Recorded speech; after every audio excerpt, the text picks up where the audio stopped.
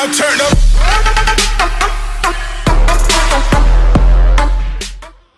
What up is Marcus with Dynasty Football Dads, where we do daily Dynasty videos. I have Jackson in the background. He might be waking up soon, so I'm going to be doing some SUPERFLEX content, startup content.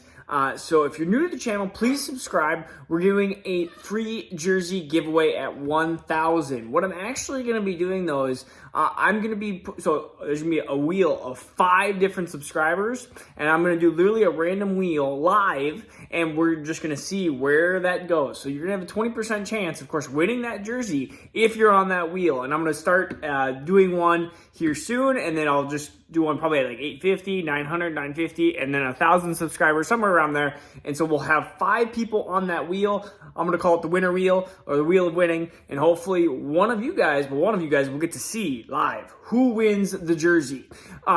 So we're going to do SUPERFLEX stuff. I have this SUPERFLEX ADP, and right off the bat, 101, Christian McCaffrey. Why in the world, and this is all Fantasy Pros, I know Sleeper might have some different content, but Christian McCaffrey 101 SUPERFLEX just doesn't make sense. I understand he is going to be the most valuable player probably in the next 2-3 years. But we look at 5, 6, 7, 8, 9, 10 years down the road, you're going to have Pat Mahomes. And if you miss out on Pat Mahomes, you're going to be regretting yourself in SUPERFLEX leagues. And so Patrick Mahomes is easy my 101. And my easy 102, Josh Allen. You look at these quarterbacks that are young 20s that are going to be around for the next 10, 15 years. I mean, you're going to have the next Aaron Rodgers for 10, 15 years. You are set. If you have 2 really good quarterbacks, you are set at those positions potentially for the next 10, 15 years in Dynasty. And that's forever in fantasy football. And not only that, you can work on draft and trading for those running backs, for those wide receivers, for the tight end. Like that, you can work through that. If you burn through, especially running backs, which there's going to be 1, 2, 3, 4, 5 in the top 10.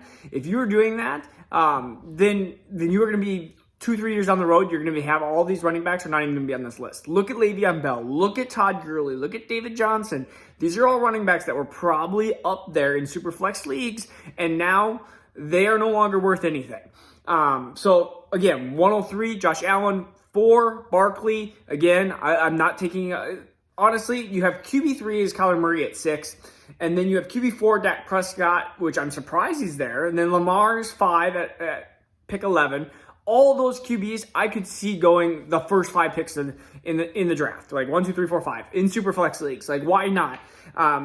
It doesn't make sense to not draft those quarterbacks. You need those in SUPERFLEX. Like, if you don't get an elite quarterback, you are already starting every single week for the next 5, 10 years down a couple points. So you're gonna have to gain that back with running backs and wide receivers.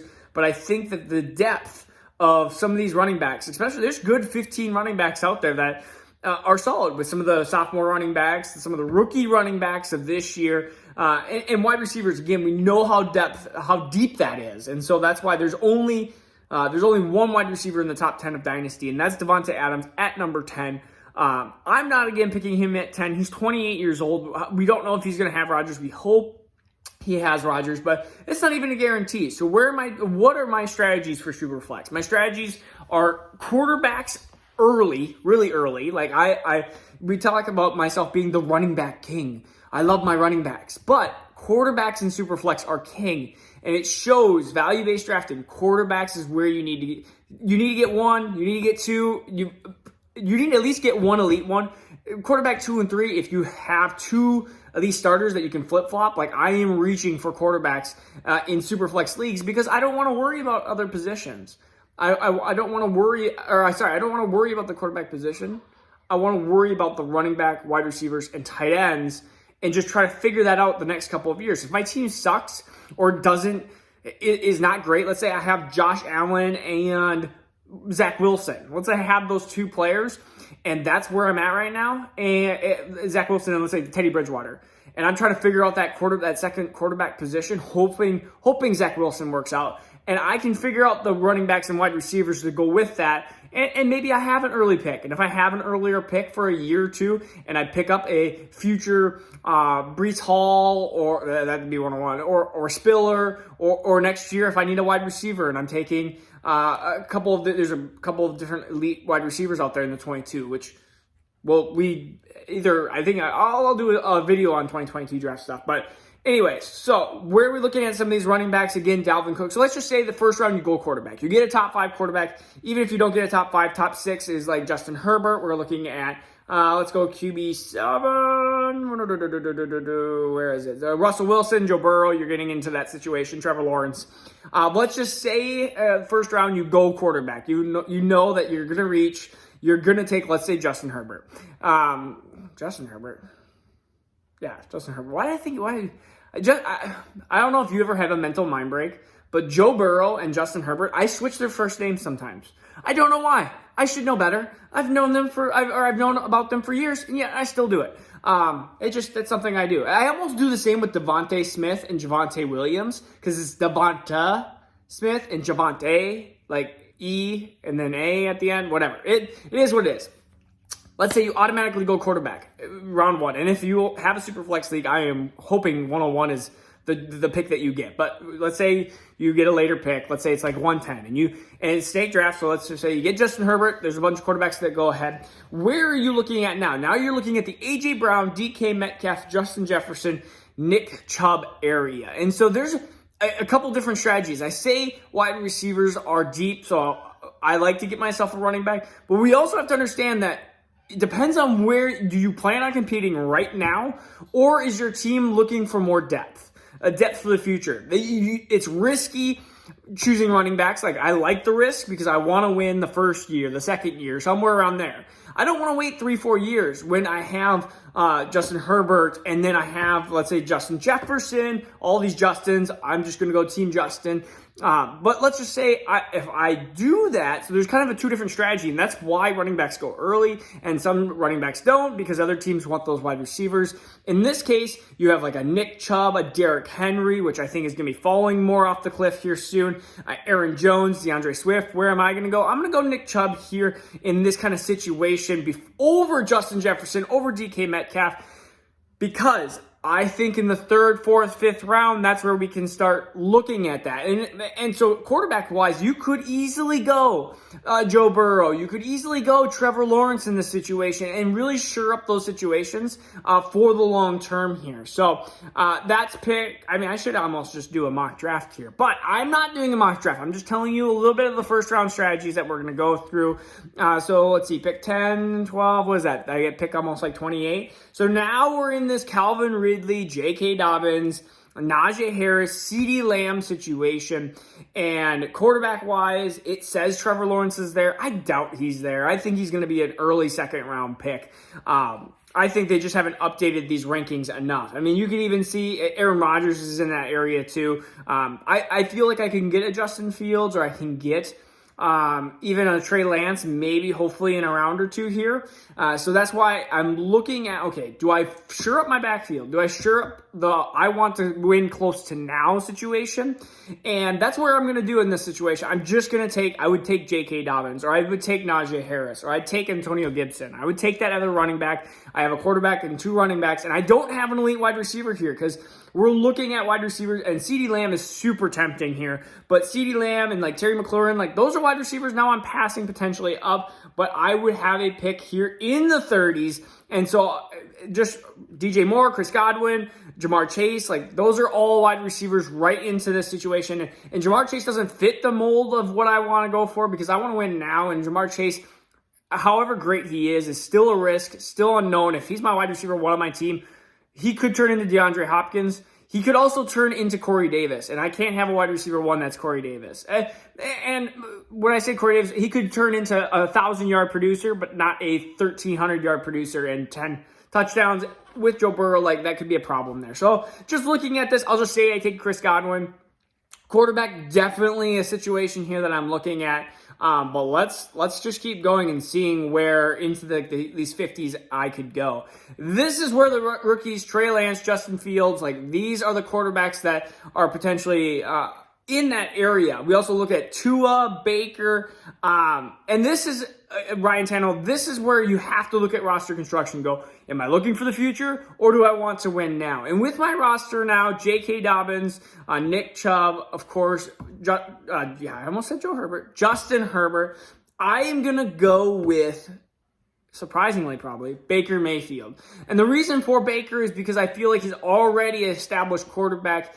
He honestly was the first overall quarterback taken in his draft, and easily a 101 in Superflex when it was his year. So we look at that compared to other players that I'm looking at. We start getting into Deontay Johnsons and Josh Jacobs and things like that. So those players there, not exactly where I haven't even talked about tight ends yet. But Darren Waller, the top 3, 4 are off the board here. Kyle Pitts is on the board here, but we'd see exactly what would happen.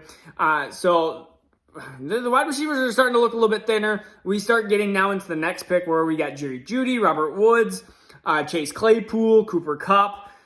Again, I still feel like if I wait another 15 picks, let's just kind of go down there and see where I'm at. Okay, I get Jalen Waddle, Deebo Samuel, Tyler Boyd, Adam Thielen.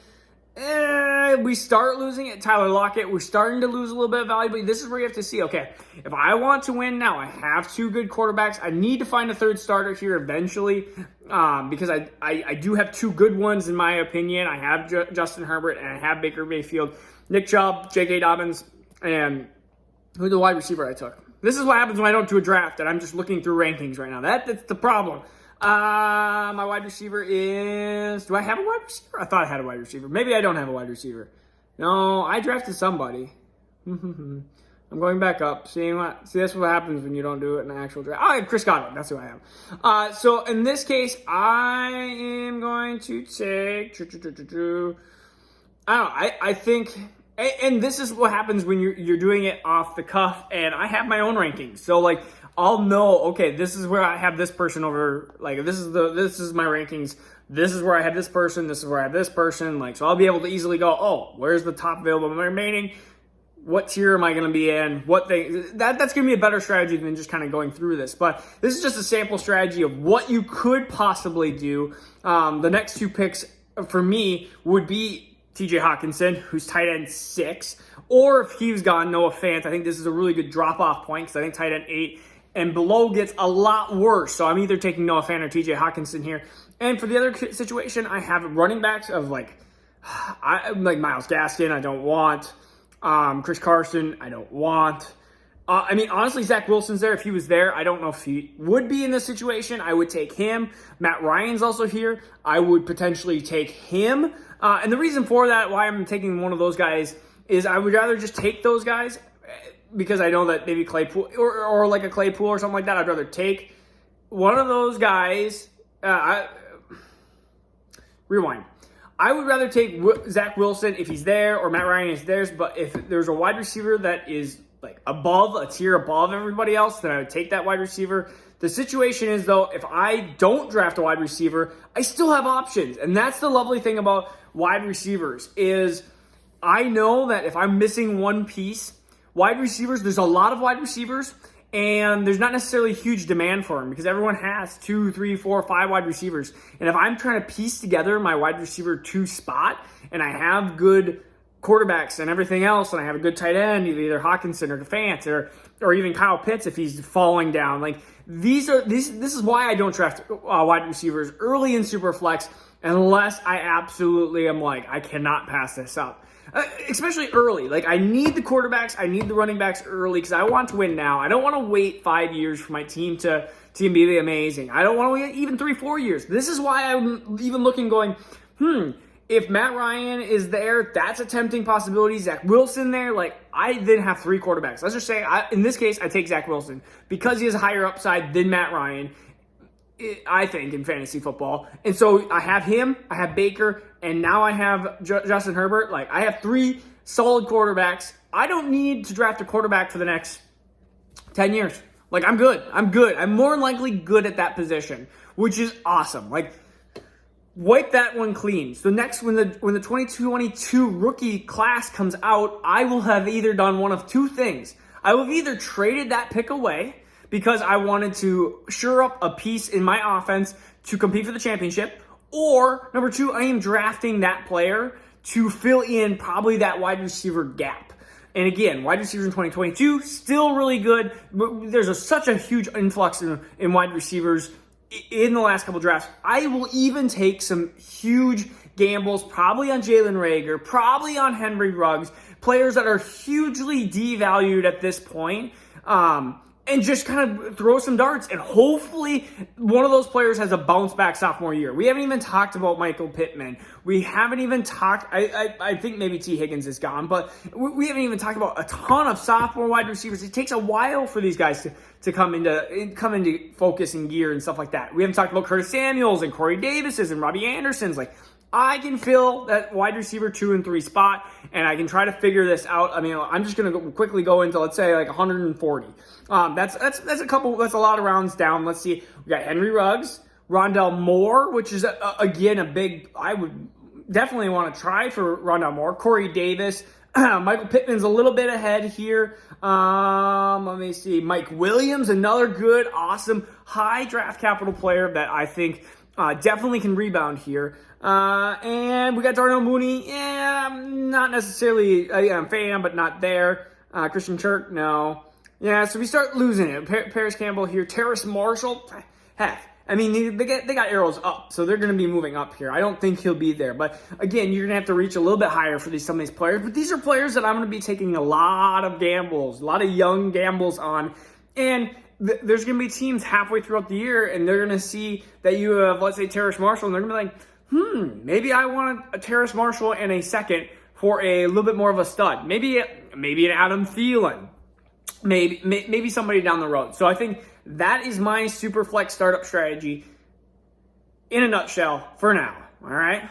Right, Jackson? All right, he's still passed out. Again, this is Marcus Dynasty Football Dads. We do daily Dynasty videos. Please subscribe. Peace out. Now turn up.